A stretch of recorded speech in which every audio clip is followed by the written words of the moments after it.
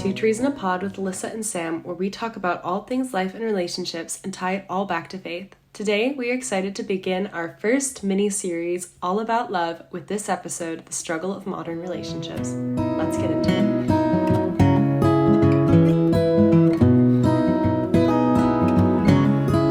So, fun to start with, little warm-up. We thought we'd share some little mini updates on what's been going on in our life, because we're talking about relationships that are modern, and we are in a modern relationship. So, Sam, would you like to go first? We're starting it off with some awesome news. My unemployment arc is coming to an end. I have officially signed a job offer, and I will be beginning my journey back into the workforce over the next couple weeks.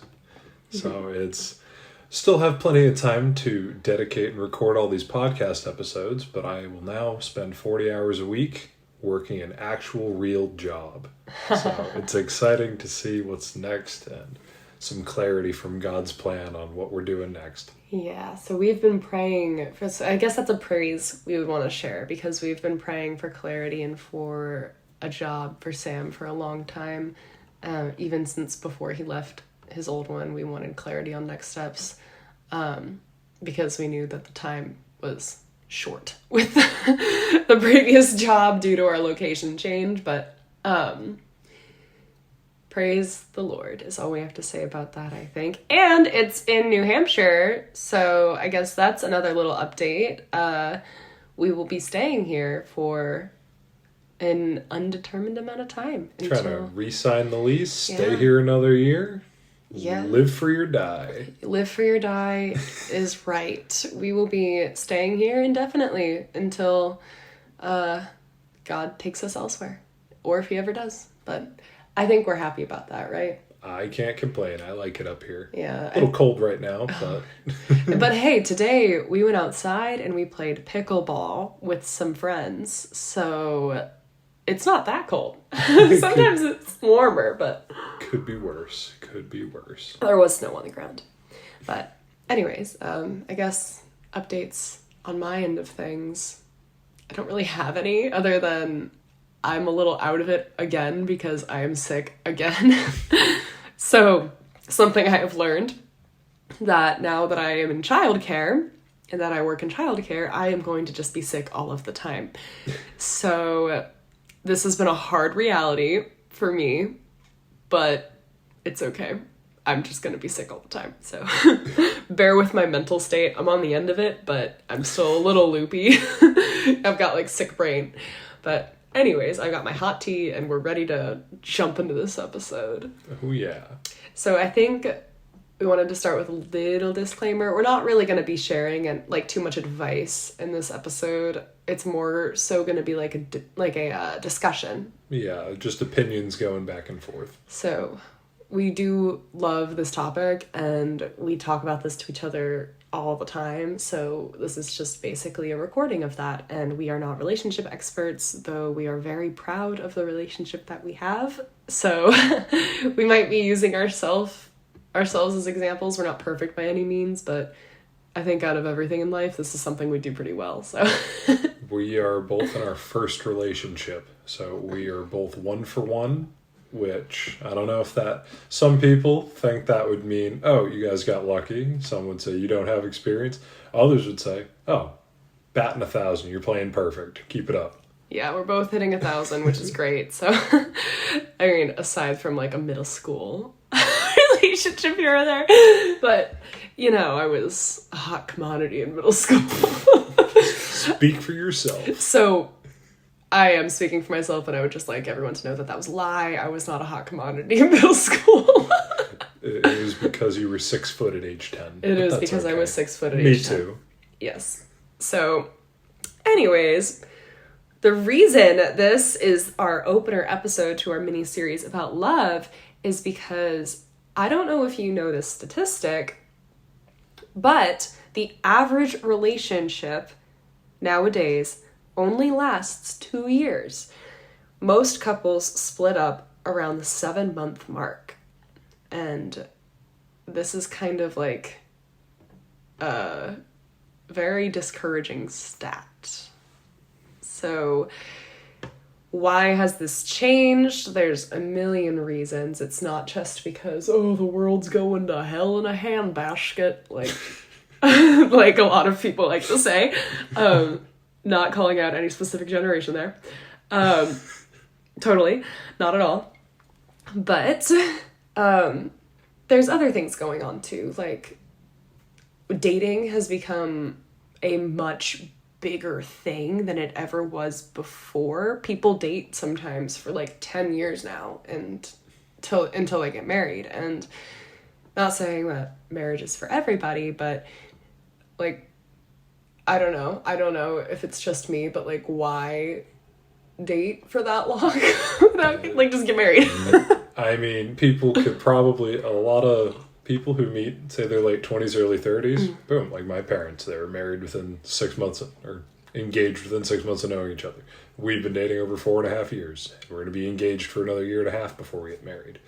I definitely think it's a different mental state of where you're going from, oh, are we getting married, or are we just sticking around dating, seeing where this goes? Dating ends, going into a relationship, when you start dating, it ends one of two ways. You either break up or you get married. I think today's time, people don't go into relationships with that kind of mindset. At least not all the time. Yeah, they don't start dating someone thinking, okay, I'm going to marry this person or I'm going to break up with this person. They go into it saying, well, this will be an experience. Let's see how this goes. And I think the kind of intention behind dating is a reason that relationships are shorter and shorter, because people don't truly know what they want or know what to expect or have things that they're looking for specifically. And I don't know if it's necessarily a bad intention when you go into dating, right? It's just, at least from my observations as a young adult in 2024, people don't go into relationships like, I'm going into this to break up, right? Because Sam said earlier, you either get married or you break up, right? So I don't think people are going into it with the expectation of the latter, but maybe it's a lack of intention with dating, a lack of intentional dating. Like, it's not, I'm out there looking for my wife, I'm out there looking for my husband. It's, yeah, I'm just gonna, talk to so-and-so and, do the whole situationship thing for a while. Maybe it'll turn into a boyfriend-girlfriend thing. And then who knows? It's a very go-with-the-flow attitude, and that's not necessarily negative. However, I do think it's a strong contributing factor to the reason why relationships don't last as long. And situationships are their own conversation, but both of us are anti-situationship. Like, pretty strongly. I think that's like one of the strongest stances I have, is like, I don't know, like, why even? But anyways, Sam, would you like to shift our gears here? We can shift it right into expectations, why people want what they want, why they're going to relationships with these mentalities. I think a really big factor is social media. You basically have an online dating catalog of every single person trying to show their life's highlights, and that's the representation of yourself that you put off to the world. I know going through college, if you started talking with someone and they didn't have a social media profile that was... It was a red flag. It was, oh, this person, like, who are they? Do they even exist? I definitely think Alyssa can speak more to that on the female kind of side. Fortunately, a lot of guys aren't as well manicured on social media. I mean, me personally, I was never too up to date. I might have posted at most once every few months, but now it's a yearly post at best. I think a lot of that is people care so much about their own representation to everyone else as opposed to what they're truly trying to find. So instead of looking for a relationship, it's okay, I need to make sure that the appearance I project out to everyone is what people would want to date. That, and then when you're selecting a partner or selecting a boyfriend, girlfriend, whatever, you've got that expectation in mind. Like, the physical kind of things, like the things you can just see. Like, how is this relationship going to look to other people? I know as a 6'2" tall woman, I really, really, really was, like, hard set on, like, I will not date somebody shorter than me. Not at all. Like, right? And well, lucky you. And lucky me, I'm not dating somebody shorter than me. But, so it ended up working out. But that's a very, like, why does that matter to me so much? Is it because I'm afraid of how it looks to other people if I were to be with someone shorter than me, which I'm not, but, like, when I was in the dating pool, that was, like, something that mattered a lot. And for other people, it may not be height. For guys, it's usually weight. And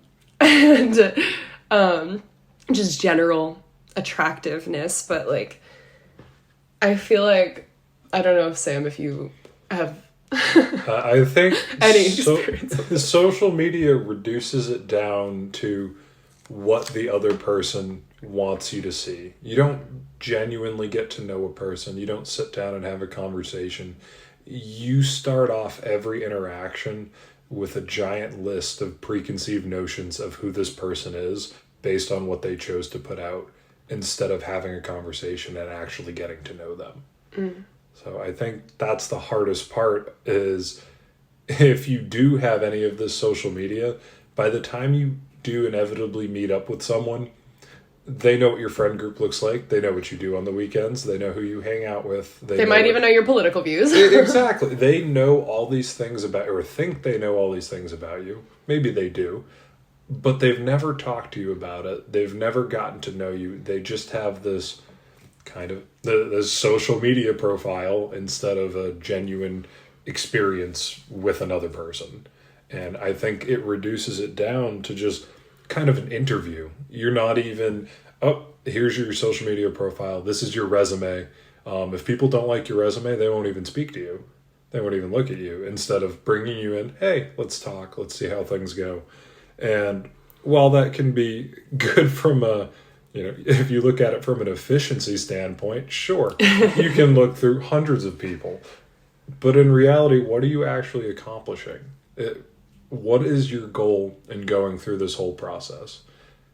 Because you've now turned trying to find your forever partner into, okay, well, logistically, it makes the most sense if I do this. When you're looking for a partner, it should be a once-in-a-lifetime thing. I found my person. I'm going to stay with my person, instead of, these are the people I like and these are the characteristics I like. I am going to swipe right on only the people who fit my criteria.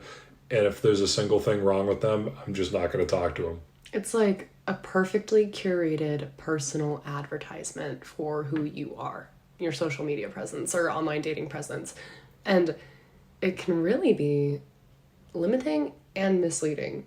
So, I mean, your profile picture on Instagram, Sam, when we started dating was from freshman year. So you catfished me.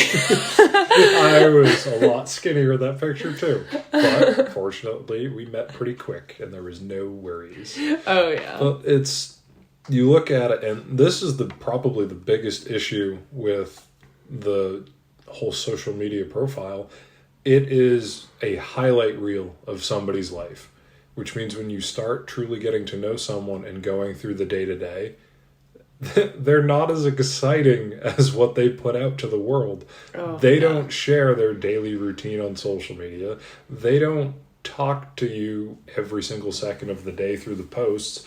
So when you realize that every single day is not going to be a highlight reel that can be posted to social media, your expectations can be skewed, and that's when people can say, oh, well, maybe I'm not in love. Maybe it's just boring and this isn't meant to be. When in reality, you're finally feeling comfortable, which is where that 7-month mark comes in. Mm-hmm. It's people are like, oh, I'm comfortable. This is a good situation to be in, instead of nonstop excitement every single day now that you actually know the other person you're talking to.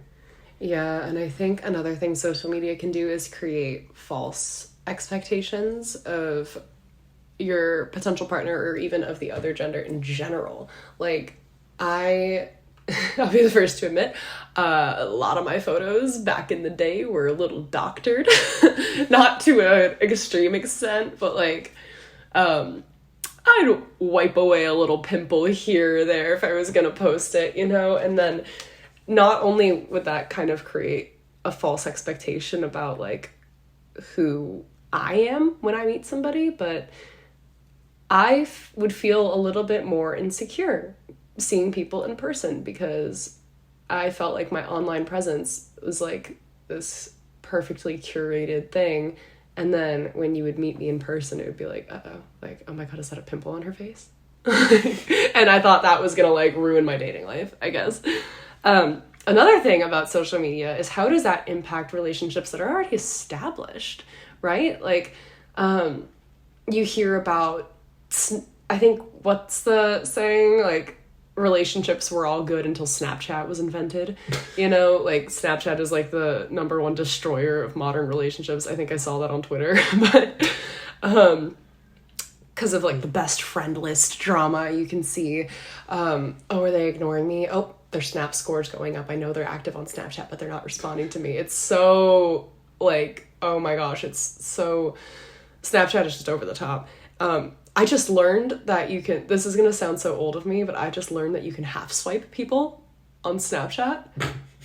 Like, so, like, a big problem with online dating is, or not online dating, modern dating is that a lot of it is online. Even if you didn't meet online, or if you're, that's just how you communicate these days, is through Snapchat, through text, through DM. And with that, I feel like it adds this whole other layer of drama. Like, oh, he half swiped me, like, oh, like, it's just, it's a lot. It never made sense to me. That's why I was single the whole time. So. Or, oh, I think I caught my boyfriend liking so-and-so's pictures on Instagram. I don't know what this means for us. Like, there's a whole different layer that is just completely debased from reality in actual human interaction. It's almost dystopian. Because what's the male argument then for liking bikini pictures? Oh, I just like all the pictures that are on my feed. And then what's the female argument? Well, you shouldn't be liking bikini photos of girls online. Which is like, yeah, both sides. Like, I scroll all the time when I have Instagram and just double tap whatever comes up, right? So I do get that aspect. But then I also, like, if I saw someone's bikini picture and it was, like, liked by Sam Sargent, I would be like, for real? Like, are you for real right now? It would be extra concerning, seeing as how I don't use Instagram. Yes, especially with you. Because I would be like, he opened Instagram, found this picture, and double tapped it. Like, that had to be so out of his way. But yeah, so there's a whole nother thing with social media that brings out this, like, we talk about infidelity.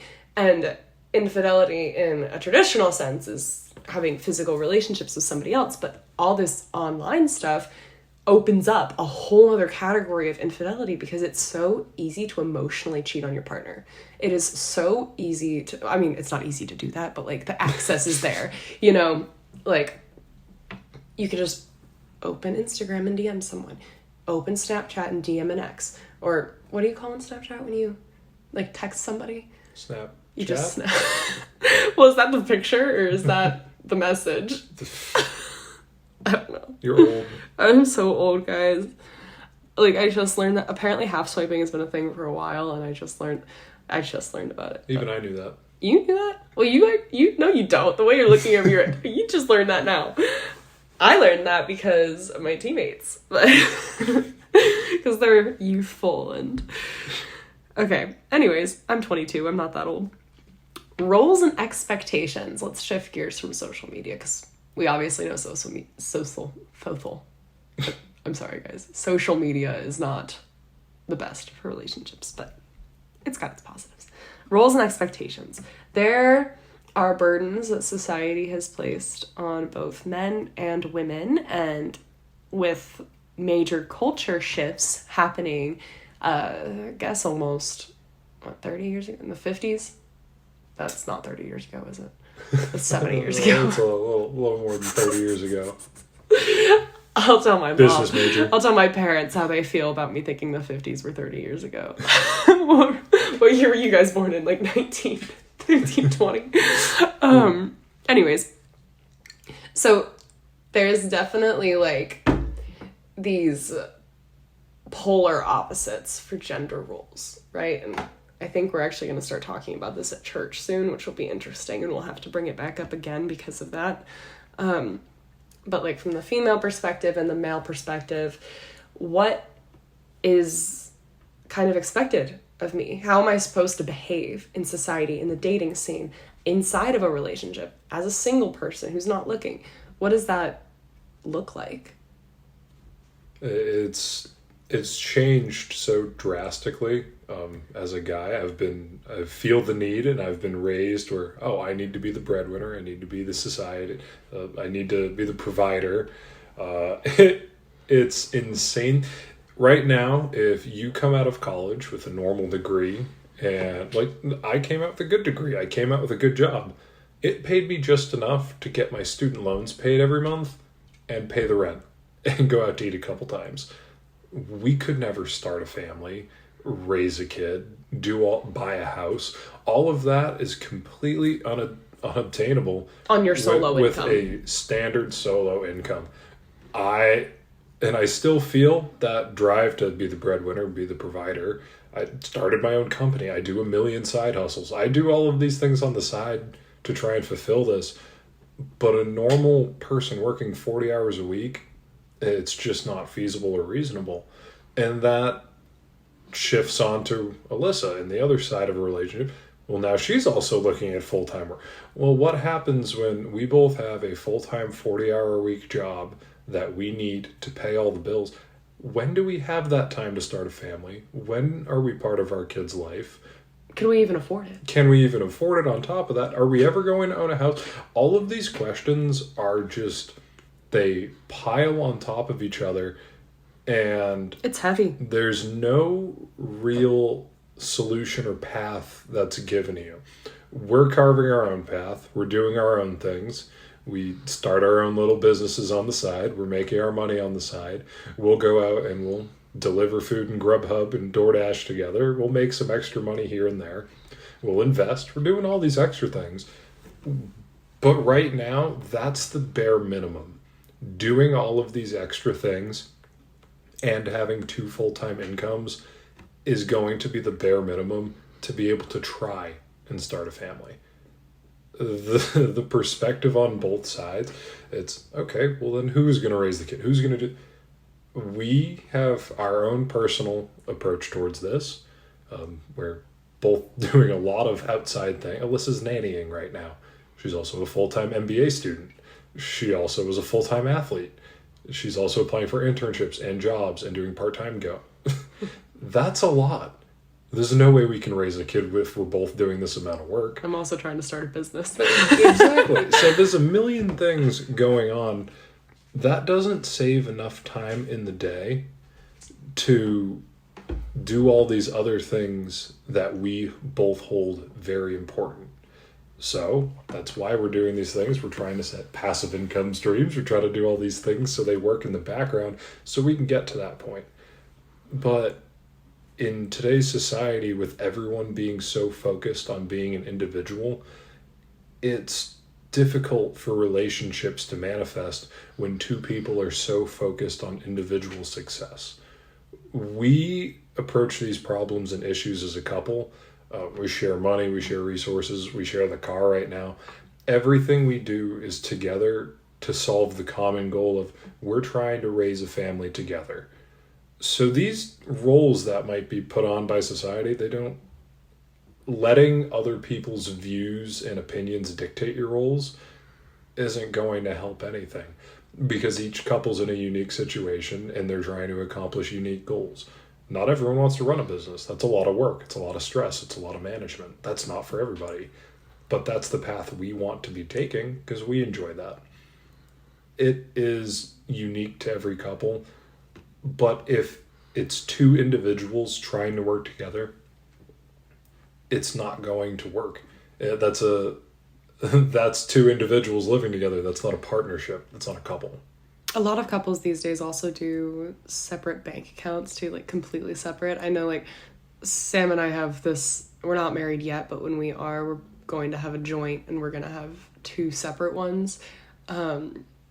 like, not two separate ones, I guess. One for you, one for me, and then a joint for expenses, and then got our two separates. But I could not imagine, like, we're managing a household right now. We've got our child, our little cat, our little dependent, but we pay rent together, we buy groceries together, we pay the same electric bill, and like right now we're doing it from two separate accounts, and it's just so inefficient, you know? And it's also not I paid this, which means you're getting this. I bought dinner, so you need to get the electric bill this month. It's just, okay, you got the bill? Sure. Yeah. And then just... It's like whatever's convenient in the moment. Or if I'm standing closest to the cash register at the grocery store, I'll whip out my card. And if you're in, a relationship where it's like, oh, you owe me, I owe you. You guys aren't in a relationship. You're two individuals who are in the same area, living and interacting with each other. A relationship is back and forth. It's one to another. A partnership, being a couple, you guys are on the same team. The Bible says you are one. You are working towards the same goals. Imagine how much easier it is to achieve goals when you have two people working towards the same exact thing, combining resources, combining their effort, combining their time. It's just so much more efficient, so much better. It's cheaper, it's smarter, and it's healthier, and it's happier because you just have that person that you don't depend on them for everything, but you do depend on them. It's someone that will always be there, and it's a huge load of weight off of your shoulders on both sides if it's done correctly, because if you're just a burden to the other person, well, then it doesn't work, and then you were a burden. If you're a couple, you're approaching all of these situations together, and you're working together to achieve these goals that you both have, because it's not individual anymore, it's both of you. We talked a little bit the other day, Sam, about power struggles in relationships, just, casual, conversations. It was prompted from a show we were watching, so it wasn't just like, hey, how do you feel about power struggles, male and female, in relationships? But I feel like that has a lot to do with the concept of individuality, because back in the day, when you talk about 1950 or even before, it's like, I am the man, I am the provider, you are the woman, you stay home, you take care of the kids, whatever I say is what goes. And you're just along for the ride, shoddy, I hope you're on board because you have to be, or good luck out there because you can't get a job because you have no education, haha. But nowadays I feel like power struggles, it's not the same for every situation, but there's definitely the problem of power imbalance in a relationship, especially when you talk about arguments, when you talk about who makes more, because a modern relationship typically has both people working, at least in some regard. It doesn't have either parent stay home fully. So, we both got to generate income if we want to stay afloat in this society. But power imbalances in modern relationships have definitely taken a different turn, because it's not necessarily the woman that's getting her voice silenced in a relationship all the time. It fluctuates. Power struggles fluctuate these days, and it's very interesting, especially in the case of one partner has made a mistake and the other one's gonna hold it over their head, and those kinds of things can feel a little difficult. And I feel like when you forget the partnership and put too much emphasis on the individual, which individuality isn't a negative thing inherently, but in a partnership, an overemphasis on individuality can create a power struggle, a power imbalance, because, I'm my own person, I want to do this, I'm making this decision, especially when you're already established in society. Say, I've got my own apartment, I'm paying rent, I'm doing all my own things, I'm fully this is my life, and you want to come into it? Great, honeymoon phase, it's awesome. Okay, now we're having our first little disagreement, and I don't need you anyways. I'm gonna just drop you. I don't need you.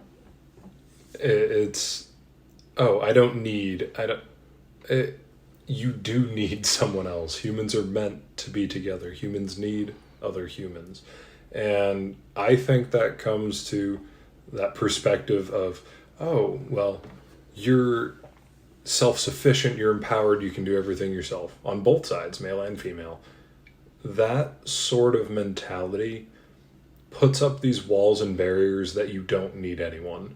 And what that does is isolate you as an individual and make it even harder to connect with someone as a partner.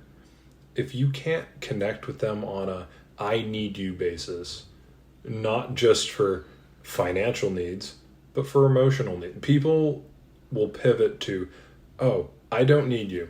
For finances, maybe. You could be seeing it from a financial perspective, but emotionally, physically, being with someone, you do need other people.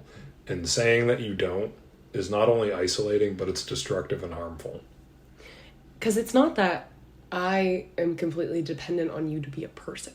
If, like, we had never met or whatever, I would be a fully functioning individual person in society. You know, like, I was fully functioning an individual, though I was a teenager, so I wasn't necessarily fully financially independent at the time. But we're there now. It's not a zero-sum game. Yeah. It's not a, okay, you're one, I'm one. When we go together, it equals two. It's a, you elevate me to levels that I couldn't achieve previously, and I make you a better person that you couldn't have done alone. We're both in much better positions that we never could have achieved without each other. It's not saying that we couldn't have been okay on our own, but we could not have achieved what we do achieve alone because we need each other for these balances. I saw something on I think it was an Instagram post. I can't remember the source, but it was talking about relationships like this, and it didn't say 1 + 1 = 2. It said 1 + 1 = 1. So me... That seems even less efficient. Well, me and you, we equal one team, one unit, one, like, household. And I think it's quite efficient because instead of two people doing all this, like, stuff on their own or whatever, we're united and we're together. We are on rent together. We're not, like, it's really expensive to be single and be on your own, you know? Like, our rent is what it is, but we have two people contributing to the cost of that. Our groceries are what they are. We have two people contributing to the cost of that. And it's not just cost, because recently, with Sam's unemployed arc, you know, I've been out of the house, like, out of the apartment, I guess, all the time, especially since August with volleyball. I don't think there was a weekend I was in the state of New Hampshire for both Saturday and Sunday, or Friday. And so he took on the more traditional female gender role of, like, house guy. I was on my housewife arc. You were on your housewife arc, and I would come back from a long day of class, film, and practice and lift, and you know what I would come home to? A clean apartment and a home-cooked meal. And that was amazing. But that was just the way our role had shifted at the time. And because there's times in our relationship where that's what I provide for you. And it's not necessarily that I'm providing for you, I'm providing for us. And because you're picking up the slack that I couldn't necessarily do because of my commitments. I'm outside of the house all the time. I don't have the time throughout the day to keep it as pristine and clean, or I don't have the time to go to the store and cook a beautiful meal from scratch. Like, you've gotten really into cooking lately. Those issues arise from, oh, well, Alyssa, you need to do the dishes and vacuum. I'll cook the meal and do it's okay, the apartment needs to be cleaned, the dishes need to be done, and we need to have a meal. Well, you're busy. I'm not. I'm going to do that. At some point, I'm going to be busy and you won't be busy. So you'll take over. So it's not a, you have to do this, I have to do this. It's a, these things need to get done. How does this get done the most efficient with both of our schedules and time? So when all of these things, this includes life goals, savings, what you're trying to accomplish, it's not a, well, you need to do this and I need to do that. It's a, this needs to get accomplished. How can we make this happen? Absolutely. And it's not because you're doing something for me necessarily. You're doing something for the team. It's us. This needs to be done for us. We need a dinner tonight. We need clean dishes for the dinner. It just so happens that you're in class or I'm at work. So you need to do it. I need to do it. It just needs to be done. Whoever does it, it's not a you owe me, I owe you. It's a we need this done. This is for us. Because if you weren't in the picture, I would still need food and I would still need the dishes to be clean. So it's not, it comes from a not being grateful for what the other person is actively doing, but understanding that they have commitments. I understand you have class. Well, if I was single, I would still need to cook this meal and I would still need to clean the apartment. Okay, so now I'm cooking a little extra and maybe I have to pick up an extra thing. Well, now both of us don't have to worry about it because both are done. You have the same things that you need to get done, plus you're accomplishing other things. So it picks up the slack from the other person and it balances out to, well, now we have two people working to accomplish all of these individual tasks. And this fluctuates. So you're about to start working 40 hours a week in person. I now do not have the full-time student-athlete schedule. I'm a full-time student, and I work part-time. I am home more frequently than you are because I'm not out of the house 40 hours a week. I'm out of the house probably 25 to 30 hours a week. But the way you're contributing is going to shift back into more financial. And the way I'm contributing is still going to be financial, but it's definitely not at the scale that you were contributing with a full-time job. But I can start transitioning back into that equal load, the house type. Not the house. We don't have a house. It's just wishful thinking, guys. We're playing house. That I keep saying house. Very grateful for the apartment that we live in.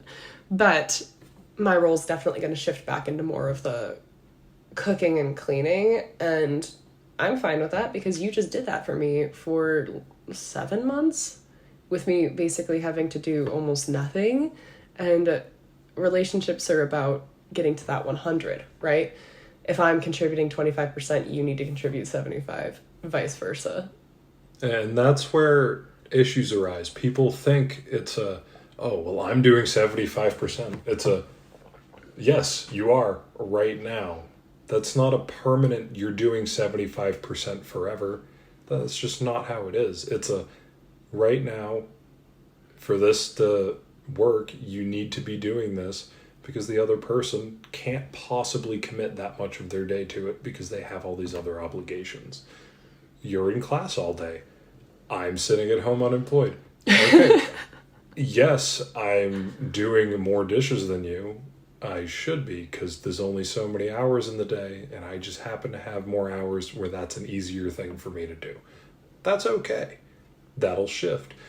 When people start getting, I do more than you, you do less than me, it becomes a competition. You're competing with your partner, not working with. It's I do, you owe me, I do that. It's no. We do this because we're accomplishing this because this needs to get done for us. It's a very selfish mentality to have if you're saying, well, I did this and you didn't. Well, it needed to get done anyway. One of you needed to get it done. Maybe the other person will get it at another time. And it's important to communicate, hey, I need some help with things. It's becoming a little bit too much for me to handle. You've done that with me before, too. Yeah. This past 7 months, I think there was a time where I was not contributing what I could because I would just come home and be like, okay, I'm going to stare at a wall because I'm tired. And then you were like, hey, I need more out of you. And I was like, okay, absolutely. I'll give you more. And that doesn't come from you're not pulling your weight around here. It's I can't keep up with all of this. Can you please help? And then you said, sure. And then it balances out a little more. So it's an ongoing, it's not a power struggle, but it's a balance, and it requires a lot of communication to make sure everything gets done. Yeah. But when you come from it at a point of all of this needs to get done and we're a partnership working to accomplish all of this, it completely eliminates you're not doing this. No, it's all getting done. Communicate how it needs to get done. And I think the way you approached me in that setting wasn't like, ugh, Alyssa is so lazy. She's not doing anything around the apartment. She's not helping me. You know, it was, hey, I need help. Can you help me? And I was like, oh yeah, sure. I didn't even realize that needed to be done because I'm never here. So I didn't realize, like, I just didn't know. I didn't pay attention. I wasn't around enough to, like, I'm literally, like, in Kansas or Indiana. Like, I'm not here. So when I was here, I was like, oh, yeah, absolutely, I can do that. I'm sorry that I haven't, like, I'm sorry I didn't notice. I'm very sorry. And you were like, yeah, it's chill. Just help me. And the other person will never realize that they need to help in some situations unless you communicate. So, like, I had no idea. Let's say the dishes weren't done, and I was really hoping Alyssa would help me with the dishes, but she didn't know they needed to be done at that time. Why would I be able to harbor any sort of... You build that resentment if you don't communicate. I would say, Alyssa, I need help with the dishes. Okay, cool. But if I just sat there and I did the dishes with a grudge, and I'm like, Alyssa's lazy, she never does the dishes... Well, that builds up that resentment in the background. That puts stress on the relationship that should never exist in the first place. Because I don't know that you're mad at me in the background if you just begrudgingly do it anyways. Exactly.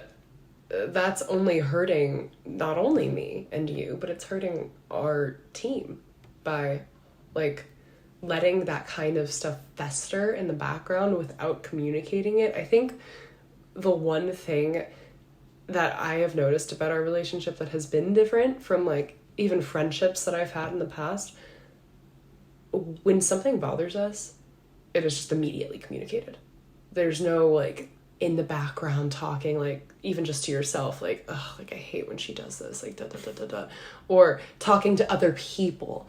I think that's huge. The biggest red flag. It's I can't stand when my wife does this, or my partner, I just can't... That is probably the number one red flag of how a relationship is talking negatively about the person you are with. Yeah, going to other people. Going to another person. Oh, you would not believe what I got to put up with at home. Like, that's okay. Well, if you have to talk to other people about it before your partner, then there's some real communication issues that need to be fixed. And there's a difference between looking for advice, maybe if you know somebody, like a friend who has gone through something similar, but you know the difference between advice and venting. I am of the belief, and I think you are too, that you should not be venting about your partner to other people. Yeah. And that is something that we have maintained throughout this entire relationship, at least to my knowledge. But at least to my knowledge, you haven't vented about me. I think my friends will back me up. Leave in the comments if you were one of Sam's friends and he has vented about me. And I don't know about it. No, I'm kidding. Anyways, I think that also stems from viewing yourself as overtly individual compared to being a member of a team. Because we're not two individuals, really. I mean, we've got our individual lives, we've got our individual interests, but the overarching theme, the overarching message of our lives is that we are a team. We are one unit. We are striving for the same goals. Like a business, we have a mission statement, really, for our relationship. Like, what are we striving to accomplish with our relationship? And being aware of that is very important. So yeah, I think going off of, like, individuality, we can talk about how, especially today with, like, the big push of society, like, put yourself first, self-love, yes, that's all, like, what it is, and there's positive aspects to it, but it definitely can put you on the defense as opposed to, like, being softer with the person that you're with. When you're like, I'm going to protect myself, I'm going to be like, I am who I am, and da-da-da-da-da, I am like this, and I am strong, and yeah, it's all fantastic. However, it is slightly combative. And I think what comes from that is maybe perhaps the projection of certain issues onto your partner. You could talk about like trust issues or abandonment issues, a lot of these things that can come from viewing yourself as solely individual, and you're like worried about protecting yourself, right? In a new relationship. And that is a completely valid like concern, fear.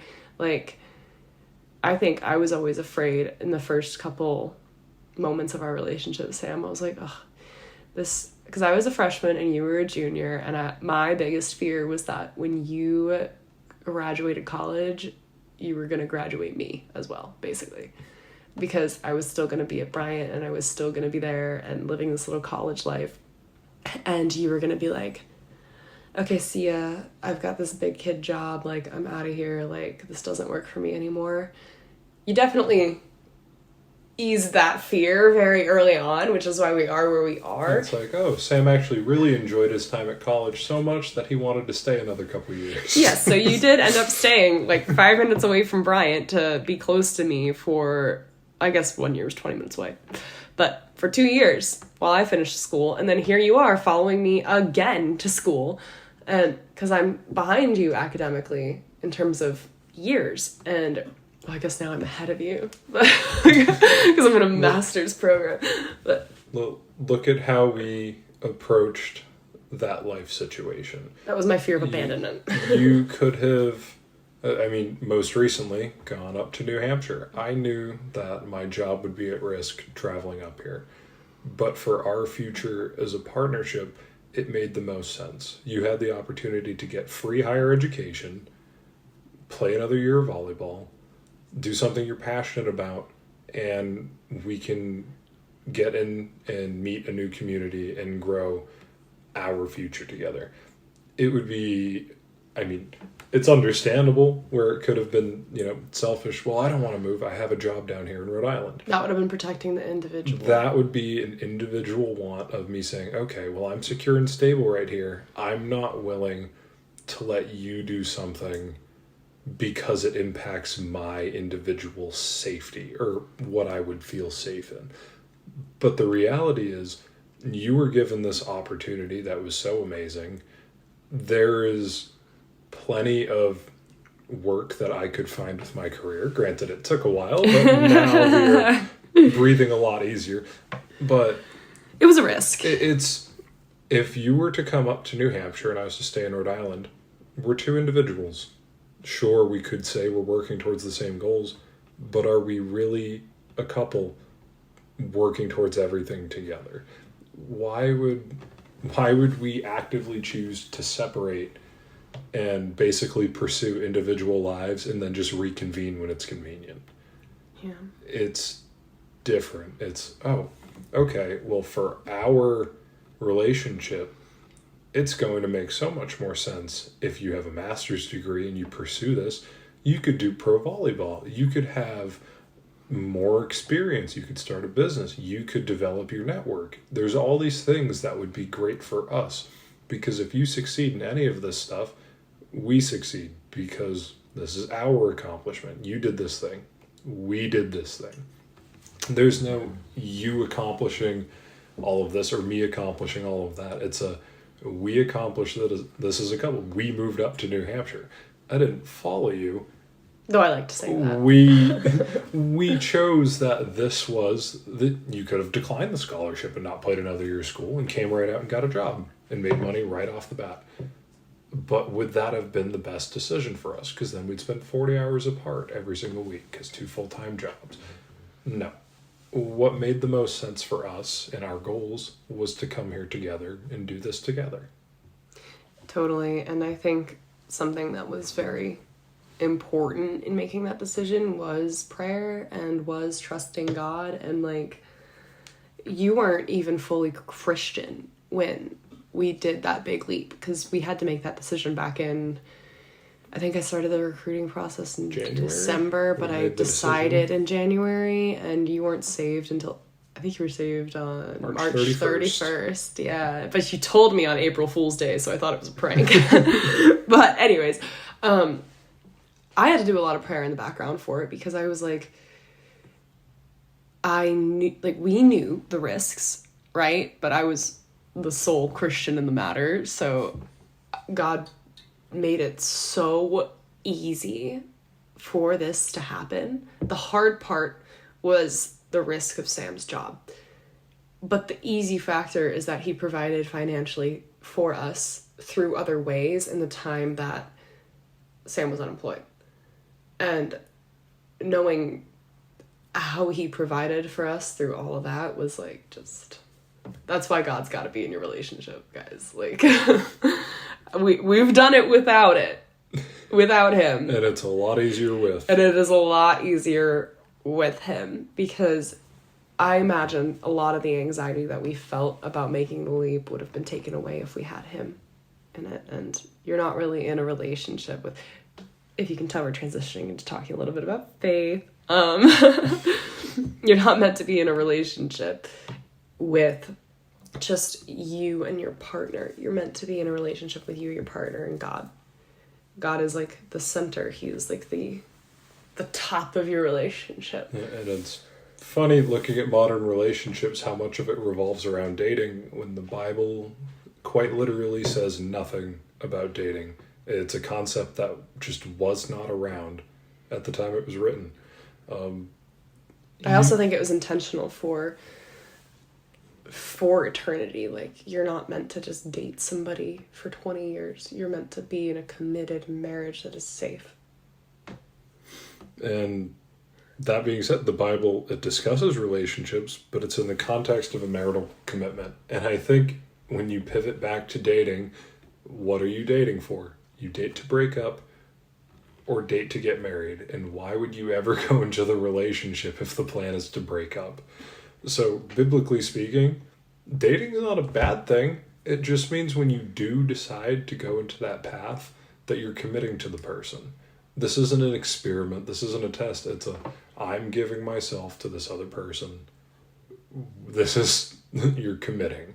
So, yeah. You're committing to another person. There's no, I'm dating around. I'm dating for experience. It's taking all of these things at such a surface level and kind of disregarding the entire point of, I'm trying to find the person who I'm supposed to be with forever. And the Bible actually does, while it doesn't specifically talk about dating, it does have instructions on what a marriage should look like. And it has instructions, and I guess not instructions, but it has direct statements on what love is and what love looks like. And I think, not to spoil agape for next week, but Jesus is the perfect example of love. And he is what the man in the relationship should be modeled after. What the female relationship should be modeled after is the church, the bride and the groom, right? We'll get into that next week, guys. But I thought we'd share, the classic wedding verse, 1 Corinthians 13, 4-8. Love is patient. Love is kind. Love does not envy or boast. It is not arrogant or rude. It does not insist on its own way. It is not irritable or resentful. It does not rejoice at wrongdoing, but rejoices with truth. So I think a lot of the things that we've touched on today have directly coincided with this exact verse. Love is patient and kind. I'm not pulling my weight around the apartment. Sam could easily come up to me and be like, you lazy piece of garbage, do the dishes, But who does that help? One? And two, he approached me with patience and with kindness and with understanding and was like, look, I know that you've got a lot going on, but I need help here. And I can't do this part alone and I need your help. And I could have been like, in response, you don't see what I'm doing all day. You don't know what I've got going on. I'm tired. I'm busy. I don't have time for this. I don't have time for you. But I felt patient in the way that you approached me because I understood that you needed help and it wasn't an unreasonable ask, and you wouldn't have asked me because I know that you know what I do in a day, and you know that I'm exhausted by the time I get home. And so if you're asking me for help, you must really need help. It does not envy or boast. Now, envying and boasting in love, in a like partnership, I think is a little difficult to talk about. I feel like this is easier to talk about in the context of friendship, which is also another episode in the series coming up. But envy and boastfulness, where do these come from? They come from pride. And pride is something you do have to kind of surrender a lot in a relationship, and it's not easy at times, especially because like if you feel like you're doing all this and your partner's not doing all that, that's pride, because you feel like, oh, I'm all this and they're just not doing enough. And I always do the dishes. I'm the better partner. Exactly. And really, like, is that making you a better partner by always doing the dishes? And what are you ignoring that your partner is doing by putting yourself on this pedestal for always doing the dishes? When was the last time you did laundry? You know, like, think about stuff like that. The things that your partner does for you that you don't even see are what gets missed when you put such an emphasis on pride. And I think envy can come from the male expectation of having to be the breadwinner, especially in today's society where a lot of women are breadwinners in their households. And I'm sure that can create a bit of a power struggle there, because men have this like inherent provider thing going off in their head. And yeah, that's a lot of societal factors that stem into that, the way we're raised, and even some natural ways our brains are formed. It's just like, I am man, I am strong, I will provide and yes, protect. Yeah, Sam's like, yes, this is how I feel. But you just spent a bunch of months not making an income, and we were relying on what was in my account when we share money. But like, that could have been a moment where you let your pride get the better of you, because I'm paying for a lot more than I typically do. But then you also paid for literally every single date that we went on for the first 4 years of our relationship. So I think I got these couple months, you know? Like, let me just get these couple months. Maybe I'll finally even it out with you. But love doesn't keep score, guys. I'm winning. Yeah, I don't know. I think I'm winning. It is not arrogant or rude. It does not insist on its own way, individuality. It is not irritable or resentful. It does not keep score. It does not rejoice at wrongdoing. You do not feel joy when something goes wrong for me, or when I do something wrong, or like, you always do this and then I do this, and then you're like, haha, I knew it. You know? Like, you come home and there's a dish in the sink. I knew you never did the dishes. I know you don't do the dishes ever. That is like low-key rejoicing in my wrongdoings, and you know, and rejoices with the truth. So, going off of Corinthians, let's hop over to Ephesians, and Ephesians has a whole lot on instructions for Christian living, and literally an entire section called Instructions for Christian Living. It's not just on relationships. Even so, this is Ephesians 5, even so, husbands should love their wives as their own bodies. He who loves his wife loves himself, for no man ever hates his own flesh, but nourishes and cherishes it, as Christ does that the church, because we are the members of his body.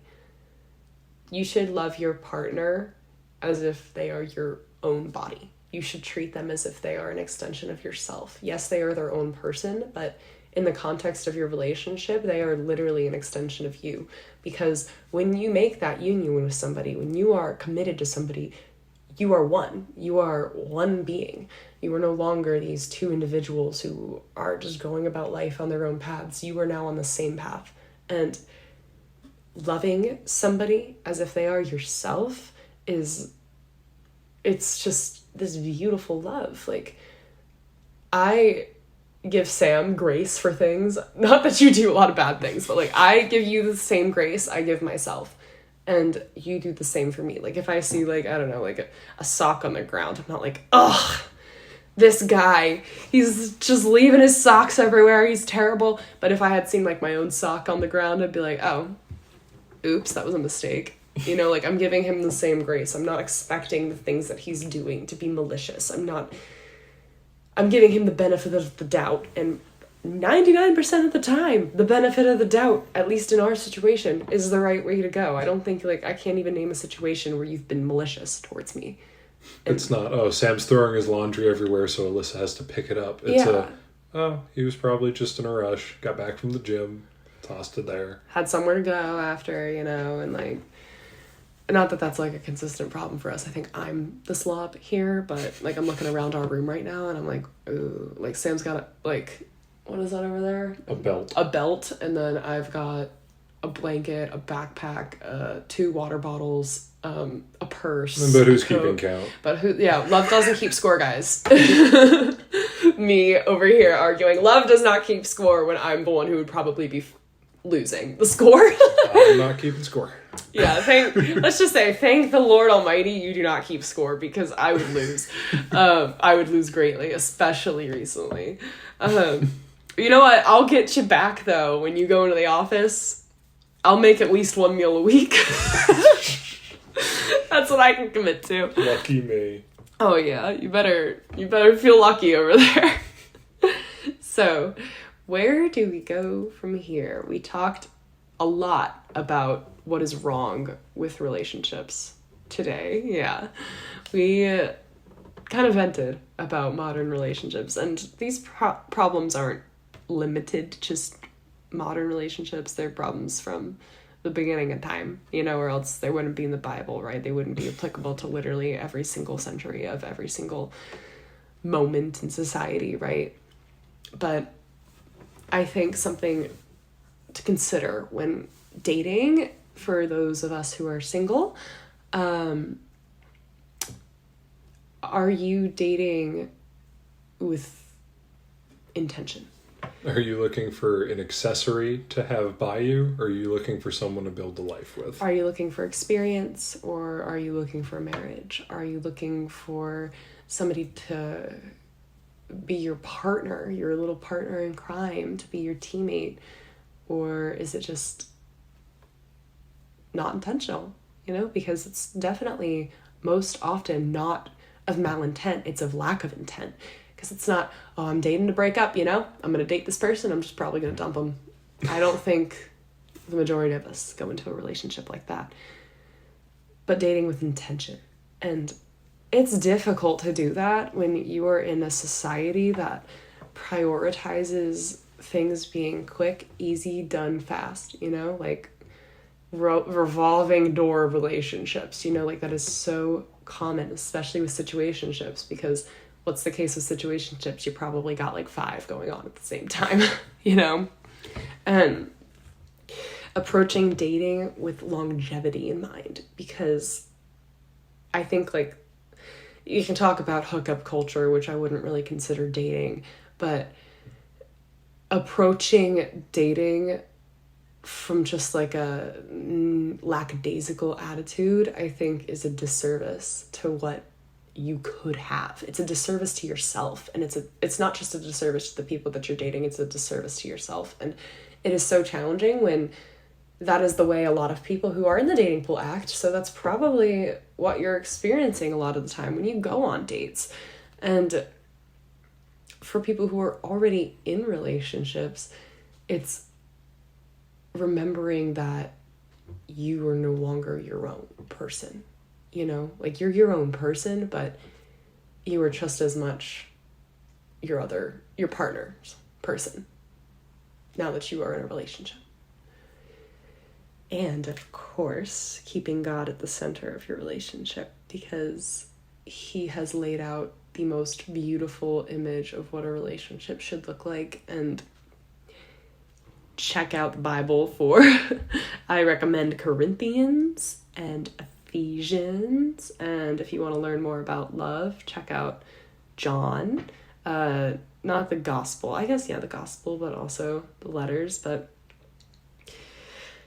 we think the thing that is missing from these relationships in society is agape love. And we're just going to leave it there, because next week we'll be talking all about agape love. So through all of this, we think that agape is the solution, basically. We've got the problem, and now we've got the solution. the biblically backed solution. True. So, in closing, we hope you found this discussion on modern relationships to be relatable, or at least a little bit intriguing. Alyssa and I clearly have a ton of experience, both being on our first relationship with not much experience in the other stuff, which is pretty fun. As you can tell, we love the topic. We talk about it a little bit too much. Pretty sure that's what everyone does when they think they're good at something. No idea if we're good at something, but we feel like we're good at something, so we're going to act like experts on the matter.